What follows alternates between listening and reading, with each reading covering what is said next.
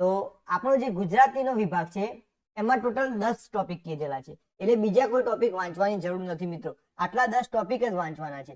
એમાંથી આ જે ટોપિક છે રૂઢિપ્રયોગ અને અર્થ, પછી મિત્રો શબ્દ સમૂહ, આ જે કહેવતો, પછી આ લેખન શુદ્ધિ અને ભાષા શુદ્ધિ, જોડણી શુદ્ધિ, આ જે છે એ ઓલરેડી આપણે જીસીઆરટી બેઝ તૈયાર કરાવી દીધેલો છે, એટલે કે એપ્લિકેશનમાં મિત્રો આનું મટીરિયલ આપણે મૂકી દીધેલું છે અને સેકન્ડરીમાં તમે જોયું હશે કે આ જ મટીરિયલમાંથી બેઠે બેઠા પ્રશ્નો પૂછાયેલા છે.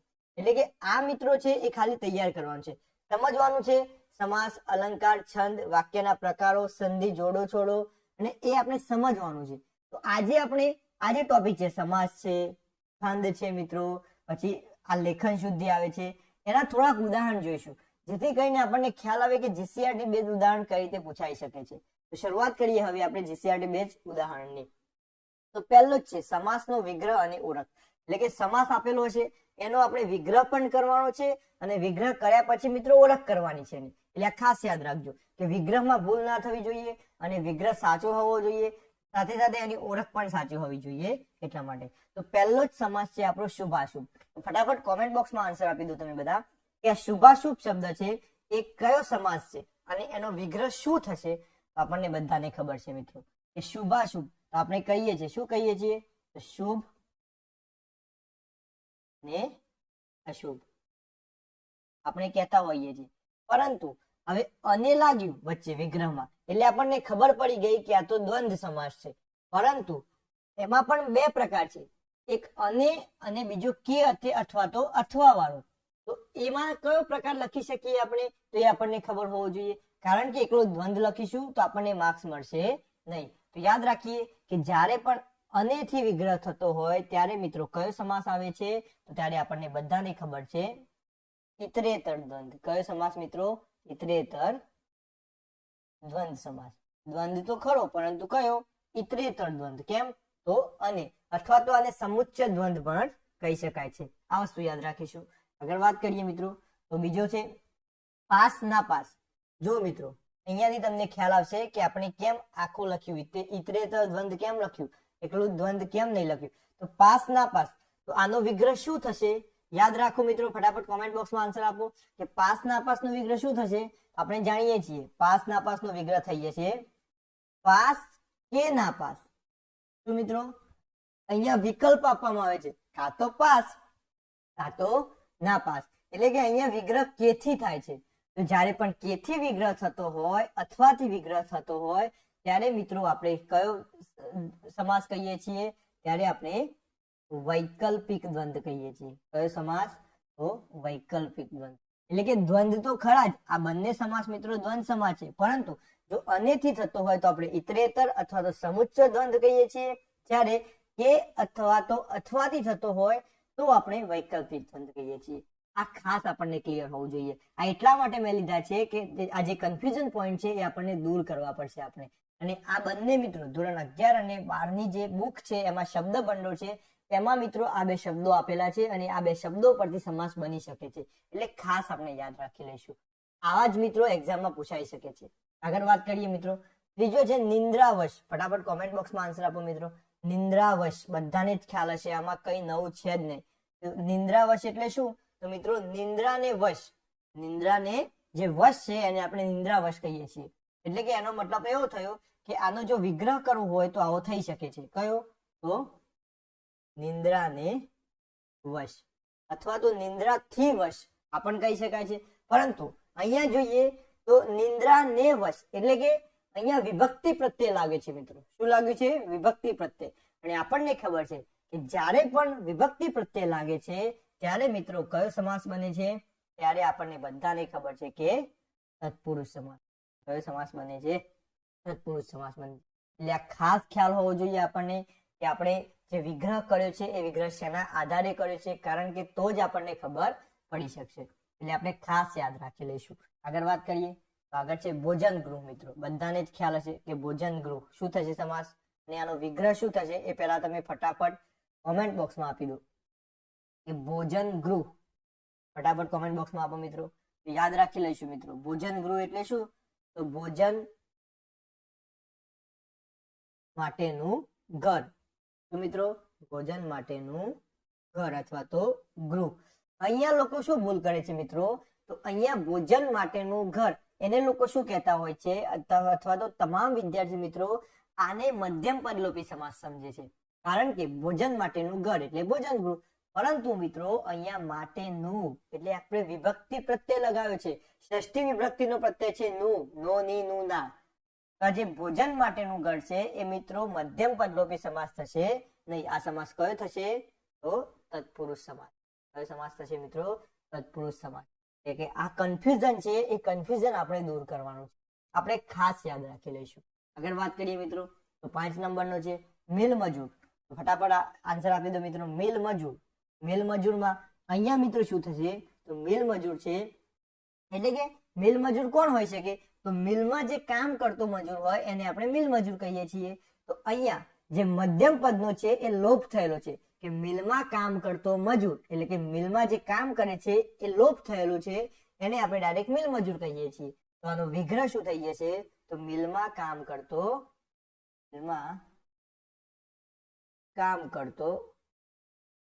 મજૂર, કે જેને આપણે મિલ મજૂર કહીએ છીએ. તો આ છે એ મધ્યમ પદ. આ જે કામ કરતો છે એ મધ્યમ પદ છે, એનો લોપ થયેલો છે. તો અહીંયા આપણે કહી શકીએ કે આ કયો સમાસ થશે, મધ્યમ પદ લોપી સમાસ. કયો સમાસ થઈ જશે મિત્રો, મધ્યમ પદ લોપી સમાસ થઈ જશે. આપણે ખાસ યાદ રાખી લઈશું કે મિલમાં કામ કરતો મજૂર એટલે કે મધ્યમ પદ લોપી સમાસ. આગળ વાત કરીએ. આગળ છે હિમડુંગર. આ તો બધાને જ ખબર છે, આપણે ઘણીવાર આનું એક્ઝામ્પલ લઈ ચૂકેલા છીએ કે હિમથી બનેલો ડુંગર અથવા તો બરફથી બનેલો ડુંગર એને આપણે શું કહીએ છીએ, હિમડુંગર. એટલે કે હિમથી બનેલો ડુંગર. અને આને આપણે કહીએ છીએ મધ્યમ પદલોપી સમાસ. મધ્યમ પદ લોપી. આપણને ખબર જ છે મિત્રો. આગળ વાત કરીએ તો આગળ છે અમૃત કાકી. મોસ્ટ આઈએમપી છે મિત્રો. આ ધોરણ 9-10 ની જે જીસીઆરટી છે એમાંથી લીધેલો ક્વેશ્ચન છે અને શબ્દ છે અમૃત કાકી. આપણને ખબર છે મિત્રો આનો કોઈ વિગ્રહ નહીં હોય, પરંતુ આ જે અમૃત કાકી છે એ શું છે, નામ છે. અને જ્યારે નામ વપરાયેલું હોય ત્યારે આપણને ખબર છે કે શું આવે છે, કર્મધારય આવે. શું આવે છે, કર્મધારય. એટલે કે કોઈ પણ નામ આપેલું હોય તો આપણે આંખો બંધ કરીને કયો સમાસ લખી શકીએ છીએ, તો કર્મધારય લખી શકીએ છીએ. આ પણ આપણને ખ્યાલ હોવો જોઈએ. આગળ વાત કરીએ તો ત્રિનેત્ર. અહીંયા જુઓ મિત્રો, પૂર્વ પદ અને ઉત્તર પદ. તો પૂર્વ પદમાં ત્રિ એટલે કે 3 અને નેત્ર એટલે કે આંખો, એટલે કે 3 આંખોના સમૂહ વાળો એટલે કે ત્રિનેત્ર આપણે કહીએ છીએ. અને જ્યારે 3 નેત્રનો સમૂહ આવું લખીએ આપણે, આનો વિગ્રહ કરવો હોય તો 3 નેત્રનો સમૂહ. અને જ્યારે પૂર્વ પદ સંખ્યાવાચક હોય અને ઉત્તર પદ સમૂહ બતાવતો હોય ત્યારે મિત્રો આપણે કયો સમાસ લખીએ છીએ, તો દ્વિગુ સમાસ લખીએ છીએ. અહીંયા પૂર્વ પદ જુઓ 3, ત્રિ એટલે 3 અને નેત્ર એટલે કે આંખોનો સમૂહ. આંખોનો સમૂહ આપણને ખબર હોવી જોઈએ. એટલે કે ત્રિનેત્ર છે એટલે કે દ્વિગુ સમાસ થઈ જશે. ખાસ યાદ રાખી લઈશું આપણે. આગળ વાત કરીએ 9 નંબર નિર્ભય. બધાને જ ખબર છે, જેને ભય નથી તે, ભય નથી તે એટલે કે નિર્ભય. અને જેને ભય નથી તે એટલે કે આ પર્ટિક્યુલર શબ્દ છે કે જેને ભય નથી તે એટલે આપણે નિર્ભય કહીએ છીએ. તો એ મિત્રો થઈ જશે આપણો બહુવ્રીહી સમાસ. કયો થઈ જશે, બહુવ્રીહી સમાસ. આગળ વાત કરીએ 10 નંબરનો હંસ વાહિની. એટલે કે હંસ જેનું વાહન છે એને આપણે શું કહીએ છીએ, તો હંસ વાહિની કહીએ છીએ. એટલે કે આનો વિગ્રહ કરવો હોય તો થશે હંસ જેનું વાહન છે તે, એટલે કે હંસ વાહિની. તો હવે હંસ જેનું વાહન છે તે એક પર્ટિક્યુલર છે, ફિક્સ છે. તો એને પણ આપણે શેમાં લઈએ છીએ, બહુવ્રીહીમાં લઈએ છીએ, બહુવ્રીહી સમાસમાં લઈએ છીએ. તો આવી રીતે મિત્રો સમાસના જે બુક છે આપણી, એ બુકમાં જેટલા પણ એક્ઝામ્પલ છે એ તમારે સોલ્વ કરી લેવાના છે. કારણ કે મિત્રો એમાંથી જ પૂછાય છે, બહારથી કોઈ પૂછાવાની શક્યતાઓ નથી. 100% અંદરથી પૂછાવાની શક્યતાઓ રહેશે. આપણે કોર્સમાં મિત્રો તમામ જેટલા શબ્દો નીકળતા હતા એ આપવાનો ટ્રાય કરવાનો છે.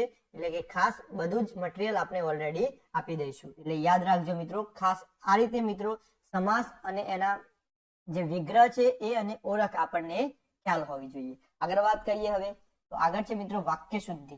ઘણાને આમાં પ્રોબ્લેમ થાય છે મિત્રો. આના નિયમો અઢળક નિયમો છે મિત્રો, પરંતુ એક વસ્તુ યાદ રાખવાની કે જ્યારે પણ વાક્ય શુદ્ધિનું વાત આવે ત્યારે જે પણ વાક્ય છે એને 2 થી 3 વાર વાંચી જવાનું. તો મિત્રો તો જે પણ વાક્ય આપેલું છે એ વાક્યને 2 થી 3 વાર વાંચવાનું, જેથી કરીને તમે વાંચશો એટલે તમને ખ્યાલ આવશે કે આ એક શબ્દ એવો છે જ્યાં બોલવામાં બંધ બેસતો નથી અને ત્યાં આપણે સુધારો કરવો પડશે. કારણ કે આપણી ભાષા જ એવી છે ગુજરાતી કે જેમાં આપણે બોલીએ એટલે આપણને ખ્યાલ આવી જ જશે કે અહીંયા બંધ બેસતું નથી. બાકી આના નિયમો તો અઢળક નિયમો છે, એટલે ખાસ યાદ રાખજો. નામયોગી આગળ લખાય, પાછળ લખાય, આવા નિયમો મિત્રો અઢળક નિયમો છે. પરંતુ એ નિયમો યાદ ના રાખવા હોય અને 70% સાચો આન્સર જોઈતો હોય તો આપણે શું કરવાનું, તો જે પણ વાક્ય છે એને 2 થી 3 વાર વાંચી જવાનું, એટલે કે ઓટોમેટિક આપણને ખ્યાલ આવશે. હમણાં જોઈએ એટલે આપણને ખ્યાલ આવી જશે. જુઓ મિત્રો, પહેલો જ છે ચા પીવી એ સારી નથી.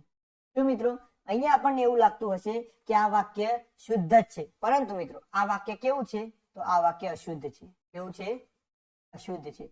અને હવે આ અશુદ્ધ વાક્યને આપણે શુદ્ધ વાક્યમાં કન્વર્ટ કરવાનું છે. આપણને તો અહીંયા કઈ જ ભૂલ લાગતી નથી, પરંતુ વાંચી, ચા પીવી એ સારી નથી.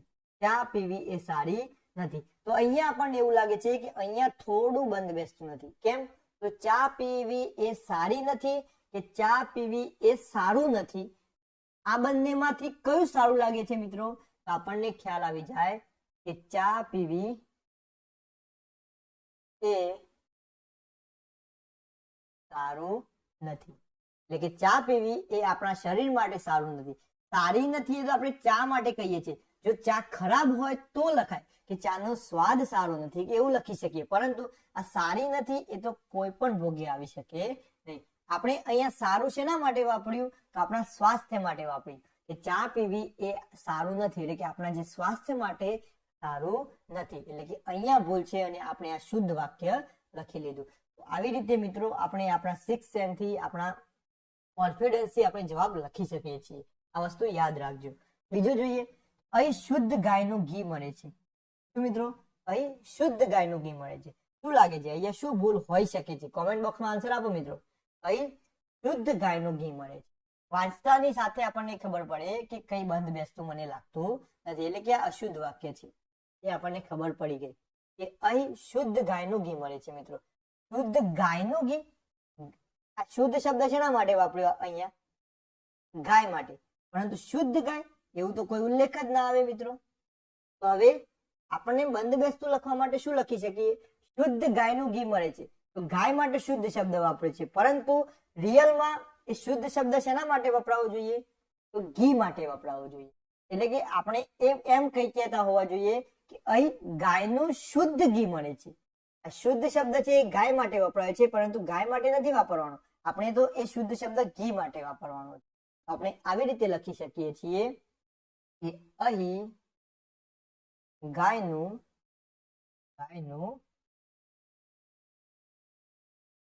શુદ્ધ ઘી મળે છે. શુદ્ધ ઘી મળે છે. તો જે શુદ્ધ શબ્દ છે એ આપણે શેના માટે વાપર્યો? તો ઘી માટે વાપર્યો. ગાય માટે વાપરવાનો નથી, કારણ કે એ બોલવામાં બંધ બેસે નહીં, એટલા માટે. તો અહીંયા જે શુદ્ધ વાક્ય છે એ શું થઈ જશે? અહીં ગાયનું શુદ્ધ ઘી મળે છે. આ વસ્તુ યાદ રાખી લઈશું આપણે. આગળ વાત કરીએ તો આગળ ક્વેશ્ચન છે, ક્વેશ્ચન નંબર 3. એક અશોક નામે બાદશાહ હતો. તો મિત્રો એક અશોક નામે બાદશાહ હતો. તો અહીંયા શું લાગે છે, શું ભૂલ હોઈ શકે છે? આ અશુદ્ધ વાક્ય છે મિત્રો. કયું વાક્ય છે? અશુદ્ધ વાક્ય છે. તો અહીંયા જો એક અશોક નામે બાદશાહ હતો. કોના નામે બાદશાહ હતો? અશોક નામે. પરંતુ મિત્રો અહીંયા આપણને થોડું બંધ બેસતું લાગતું નથી. આપણે એ પ્રકારે બોલી શકીએ કે અશોક નામે એક બાદશાહ હતો. તો મિત્રો અશોક નામે એક બાદશાહ હતો, તો જ આપણને સારું લાગે છે. બાકી એક અશોક નામે બાદશાહ હતો એ આપણે કહી શકીએ નહીં. તો આવી રીતે મિત્રો આપણે વિચારીને પણ જવાબ લખીએ છીએ. અહીંયા જુઓ, તેની પાછળ ગાય ઊભી. અહીંયા મિત્રો કોઈ જ ભૂલ નથી, તો પણ મિત્રો આપણે શું કહી શકીએ કે આ વાક્ય અશુદ્ધ છે. કેમ? કે અહીંયા લખવામાં તો કોઈ ભૂલ નથી, પરંતુ ક્યાં ભૂલ છે? તો અહીંયા જુઓ, તેની પાછળ. આ જે લખેલું છે એ મિત્રો જોડે લખેલું છે. આ જે પાછળ છે, પાછળ, માત્ર, કેવર, આ બધા જે છે એ મિત્રો શું છે? તો નામયોગી છે. અને આ નામયોગી છે એ હંમેશા શબ્દની સાથે નહીં, શબ્દની છૂટા લખાય છે. તો મિત્રો યાદ રાખીશું, નામયોગી હંમેશા શબ્દથી છૂટા લખાય છે, સાથે લખાતા નથી. અને અહીંયા તો પાછળ છે એ તેનીની સાથે લખેલું છે, એટલે કે અહીંયા આપણે જો સુધારીને લખવું હશે તો આવી રીતે લખી શકીએ, તેની પાછળ ગાય ઊભી હતી અથવા તો ગાય ઊભી, આવી રીતે આપણે લખી શકીએ છીએ. તો ખાસ યાદ રાખીશું કે નામયોગી છે એ શબ્દથી હંમેશા છૂટા લખાય છે, જ્યારે અનુક છે એ શબ્દની સાથે લખાય છે. આ પણ ખ્યાલ હોવો જોઈએ આપણને. અહીંયા જો તેને માત્ર ગણિત ભણાવશું, એટલે કે અહીંયા પણ જો આ જે નામયોગી છે એ મિત્રો શું છે, શબ્દની સાથે લખાયેલો છે, એને આપણે અલગ લખવું પડશે. હવે એ તો તમે લખી લેશો. એ જ પ્રકારે મિત્રો ખાસ યાદ રાખીશું આપણે કે વાક્ય શુદ્ધિમાં શું યાદ રાખવાનું, નિયમ યાદ ના આવે તો એક જે વાક્ય છે એ વાક્યને 2 વાર 3 વાર 4 વાર ને 5 વાર બોલી જોવાનું, અલગ અલગ ટોનથી બોલી જોવાનું, જેથી કરીને આપણને જવાબ મળી જાય, ઓટોમેટિક જવાબ મળી જાય. જો આપણને ખબર નહીં હોય તો પણ અહીંયા આપણને જો ખબર હતી કે અહીં શુદ્ધ ગાયનું ઘી મળે છે, તો ગાય માટે શુદ્ધ શબ્દ વાપરવો એ સારો લાગે નહીં. એ શુદ્ધ શબ્દ શેના માટે વાપરવો સારો લાગે, તો ઘી માટે સારો લાગે. તો એવી જ રીતે દરેક વાક્યમાં કઈ ને કઈ હિન્ટ આપેલી હશે, એ આપણને ખ્યાલ હોવો જોઈએ. તો આપણે ખાસ યાદ રાખીશું મિત્રો. આગળ વાત કરીએ હવે, તો આગળ છે મિત્રો છંદ ઓળખાવાના છે, બધાનું ફેવરેટ ચેપ્ટર. ઘણા બધા મિત્રોના મેસેજ આવે કે સાહેબ છંદ છે એ અમારું ફેવરેટ ચેપ્ટર છે. તો ઘણાને છંદમાં કોઈ તકલીફ નથી પડતી, તો ઘણાને એવું લાગે છે કે છંદ બહુ મોટો માઇલસ્ટોન છે, છંદ તૈયાર કરવા ઈઝી નથી. તો એ જ મિત્રો ખાસ યાદ રાખીશું કે એમાં આપણે જે અગાઉના વિડીયો હતા એમાં તમને કહ્યું હતું છંદમાં સૌ પ્રથમ તેના અક્ષરો યાદ રાખી લો, બંધારણ યાદ રાખી લો, તો તમને 90% જવાબ તો મળી જશે અને મળી જશે. પહેલો જ છે ત્વમેવ માતા ચ પિતા ત્વમેવ. મિત્રો હવે અહીંયા જોઈએ પહેલા તો અક્ષર ગણીએ આપણે, 1 2 3 4 5 6 7 8 9 10 ને 11. હવે 11 અક્ષરનો છંદ છે મિત્રો, કે 11 અક્ષરમાં મિત્રો કયા કયા છંદ આવે છે, ઇન્દ્ર વજ્રા, ઉપેન્દ્ર વજા, ઉપજાતિ, આ બધા જ મિત્રો 11 અક્ષરના છંદ છે. તો હવે શું કરીશું, અક્ષર તો 11 છે આપણને ખબર પડી ગઈ, પરંતુ મિત્રો હવે આ કયો છંદ છે એ આપણને કેવી રીતે ખબર પડશે, તો જુઓ મિત્રો અહીંયા જોઈએ આપણે, તો આ છે લઘુ, પછી ગુરુ, લઘુ, ગુરુ, ગુરુ, લઘુ, લઘુ, ગુરુ, લઘુ, ગુરુ અને હવે જોઈએ તો આ કયો ગણ બને છે એ આપણને ખ્યાલ હોવો જોઈએ. તો અહીંયા જુઓ મિત્રો ત્વમેવ, એટલે કે અહીંયા ગુરુ, લઘુ અને ગુરુ. તો અહીંયા મિત્રો આ જ ગણ છે, જ ભા ન આપણે લખી શકીએ છીએ, શું, જ ભા ન. પછી અહીંયા જુઓ તો ત ગણ બને છે, જુઓ ત ગણ બને છે. ત્યારે અહીંયા જુઓ તો આ 3 છે એ કયો ગણ બને છે, જ ગણ બને છે. અને છેલ્લો તો હંમેશા ગુરુ જ હોય, આપણને ખબર છે, એટલે કે ગા ગા. તો જ ત જ ગા ગા, અને આ જત જ ગાગા છે એ મિત્રો કોનું બંધારણ છે, આ જત જ ગાગા છે એ ઉપેન્દ્ર વજ્રાનું બંધારણ. કોનું બંધારણ છે, ઉપેન્દ્ર વજ્રાનું. કયું બંધારણ છે, જ ત જ આ. અને આ ખ્યાલ હોવો જોઈએ. એનો મતલબ એવો થયો કે ત્વમેવ માતા ચ પિતા ત્વમેવ, કયો છંદ થઈ ગયો મિત્રો, ઉપેન્દ્ર વજા. કયો છંદ થઈ ગયો, ઉપેન્દ્ર વજા. જો મિત્રો યતિ પૂછવામાં આવે તો આપણને ખ્યાલ હોવી જોઈએ કે આમાં યતિ છે એ 5મા અક્ષરે આવે. કયા અક્ષરે આવે, 5મા અક્ષરે આવે. આટલું બધું યાદ નહીં રાખો તો ચાલશે, પરંતુ અક્ષર, છંદનું નામ અને એનું બંધારણ આટલું તો આપણને ખ્યાલ હોવો જોઈએ. જોઈએ એવા તરંગ ગતિ સુચંચળ સ્વચ્છ નીર. આ કયો છંદ છે મિત્રો, જો આપણે અક્ષર ગણીએ પહેલા તો 1 2 3 4 5 6 7 8 9 10 11 12 13 અને 14 અક્ષરનો છે. હવે 14 અક્ષરમાં મિત્રો આપણને ખબર છે કે 14 અક્ષરમાં એક જ છંદ છે, કયો, તો વસંત તિલકા. વસંત તિલકા. પરંતુ જોઈએ કે આ જે 14 અક્ષરનો જે છંદ છે વસંત તિલકા, એનું બંધારણ તો શું થશે, તો બંધારણ છે તભ જજ ગાગા. તભ જજ ગાગા. હવે આ બંધારણ મિત્રો લાગુ પડે છે કે નહીં એ પણ ખ્યાલ હોવો જોઈએ, કારણ કે 14 અક્ષર તો થઈ ગયા પરંતુ બંધારણ લાગુ ના પડતું હોય તો માત્રામેળ છંદ પણ હોઈ શકે છે. તો જોઈએ ત એટલે તારાજ, તો તારાજ લાગુ પડે છે મિત્રો. તેનો મતલબ એવો થઈ ગયો કે આજે કેવા તરંગ ગતિ સુચંચલ સ્વચ્છ નીર છે મિત્રો, કયો છંદ થઈ જશે? તો વસંત તિલકા થઈ જશે વસંત તિલકા. ખાસ યાદ રાખીશું. એટલા જ માટે મિત્રો હું બંધારણ યાદ રાખવાનો આગ્રહ રાખું છું, કારણ કે અક્ષર તો થઈ જતા હશે પરંતુ મિત્રો બંધારણ જો લાગુ ના પડતું હોય તો એ માત્રામેળ છંદ પણ હોઈ શકે છે. એટલે બંધારણ મિત્રો એકવાર ક્રોસ વેરીફાઈ કરી જોવાનું. આગળ જોઈએ તો ભમો ભરતખંડમાં સકર ભોમ ખુંદી વળી. આ ઘણી વાર મિત્રો આપણે જોયેલું છે અને અક્ષર મેળ છંદ છે બધાને ખબર છે. તો કેટલા અક્ષર છે?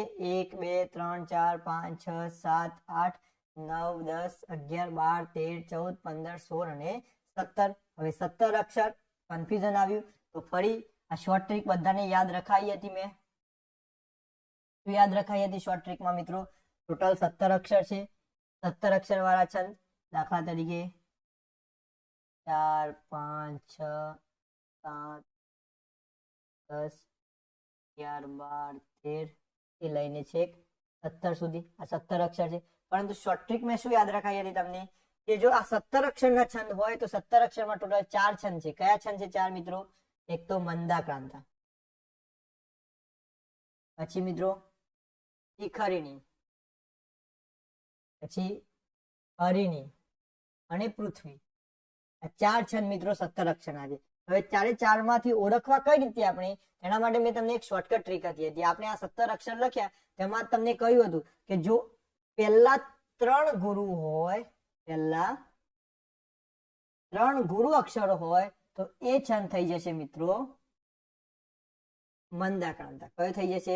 મંદાક્રાંતા. જો એ પહેલા 3 ગુરુ ના હોય અને એના પછીના 3 ગુરુ હોય એટલે કે 4 5 અને 6 ગુરુ હોય તો મિત્રો આપણું આ જે છંદ છે એ કયો થઈ જશે? આ શિખરિણી થઈ જશે. કયો થઈ જશે? શિખરિણી થઈ જશે. અને એ પણ ના હોય અને 7 8 અને 9 જો ગુરુ હોય તો મિત્રો કયો છંદ થઈ જશે? હરિણી થઈ જશે. કયો છંદ થઈ જશે? હરિણી થઈ જશે. અને આ 3 લાગુ ના પડે તો મિત્રો કયો છંદ લાગુ પડી જશે? પૃથ્વી છંદ લાગુ પડી જશે. કયો છંદ લાગુ પડી જશે? પૃથ્વી છંદ લાગુ પડી જશે. આ ખાસ યાદ રાખી લેજો. આ 17 અક્ષરના 4 છંદ છે એની યાદ રાખવાની એક બેસ્ટ શોર્ટકટ ટ્રીક છે અને દરેકે દરેક એક્ઝામ્પલમાં કામ આવે છે. એટલા માટે આ યાદ રાખી લેવાનું આપણે, તો જ આપણે 17 અક્ષરના છંદ પારખી શકીશું મિત્રો.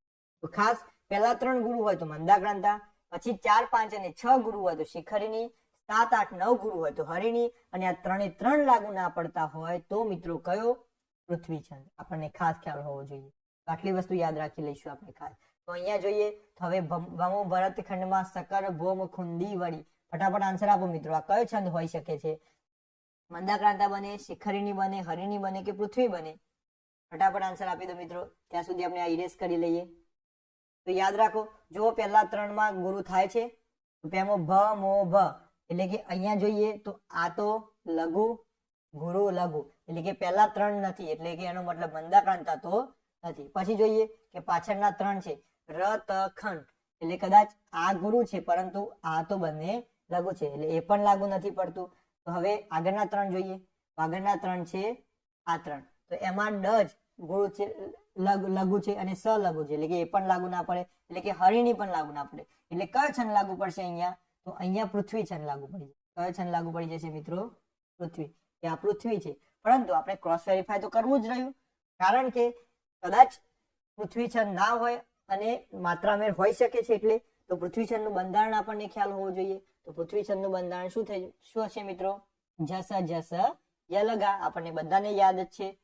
જસ જસ યલગા એટલે કે પહેલો છે જ ભાન.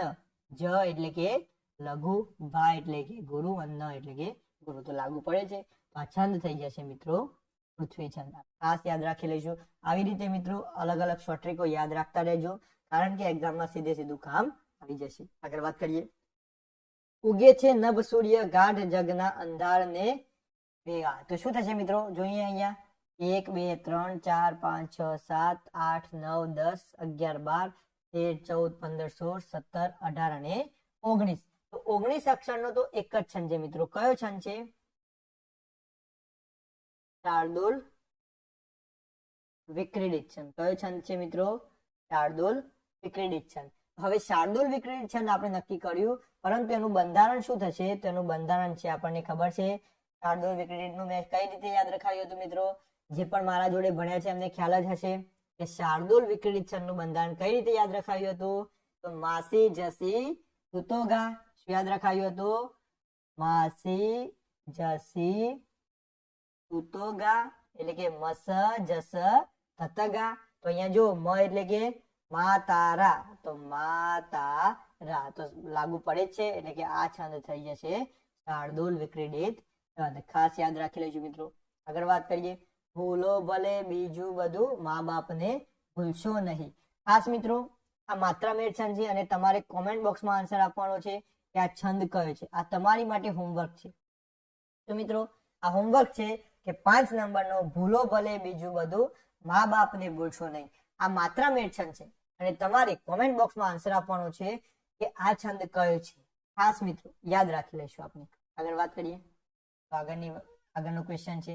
તો આગળ મિત્રો આપણે સૂચના મુજબ આન્સર આપો એવું કે છે અહીંયા. તો વાક્ય રૂપાંતર એટલે કે આ હોમવર્ક માટે હું લઈને આવ્યો હતો તમારી માટે કે તમારે આ એક છંદ અને આ જે બે વાક્યો છે એ તમારે હોમવર્ક સમજી અને કોમેન્ટ બોક્સમાં આન્સર આપવાનો છે.